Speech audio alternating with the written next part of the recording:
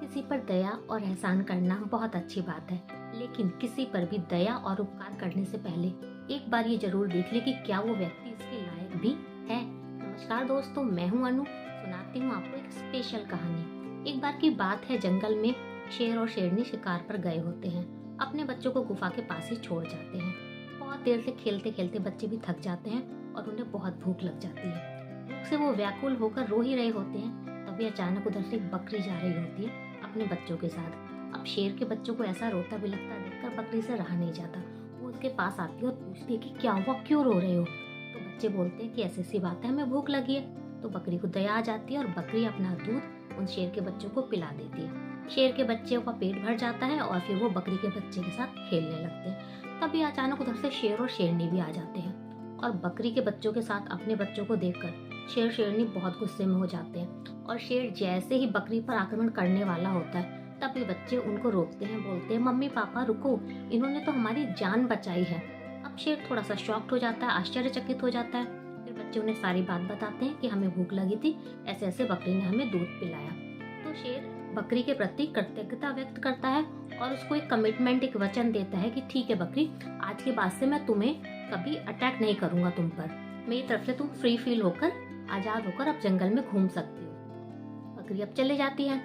कुछ दिन बाद क्या होता है, कुछ जंगल के जानवर देख रहे होते हैं कि बकरी शेर के सामने से जा रही है और शेर उस पर अटैक भी नहीं कर रहा है। ये देखकर चील से रहा नहीं जाता।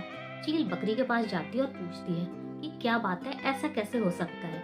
तो बकरी उसको सारी बात बताती है। सारी कहानी सुनने के बाद चील को लगता है कि मुझे भी किसी को अपना कृतज्ञ बनाना पड़ेगा।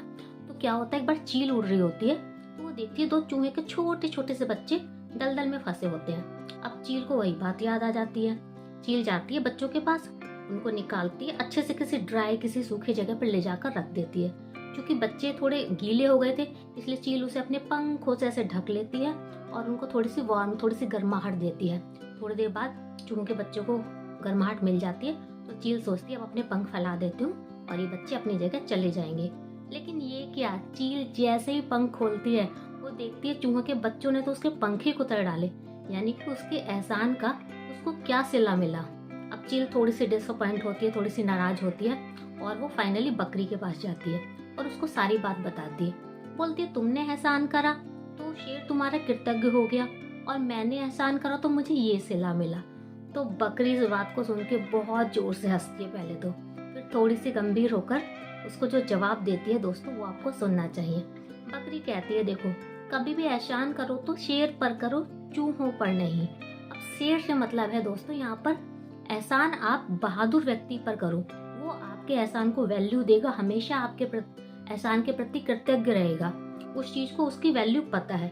लेकिन अगर वही एहसान आप कायर पे करोगे तो आपके एहसान को कोई वैल्यू नहीं देगा, इवन आपको ये फील भी नहीं कराएगा, ये महसूस भी नहीं होने देगा कि आपने उसके लिए कुछ अच्छा काम किया है। तो दोस्तों हमेशा एहसान करने से पहले इस बात का ध्यान रखें।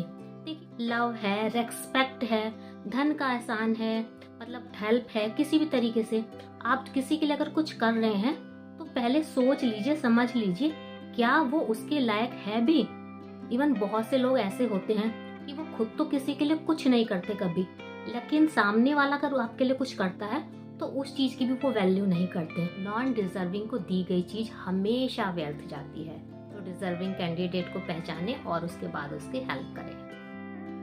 और वीडियो के अंत में मैं अनुपंत कहना चाहूंगी आप सभी से एक ही बात, हमेशा याद रखें, शब्द ही तीर, शब्द ही मरहम। राधे राधे।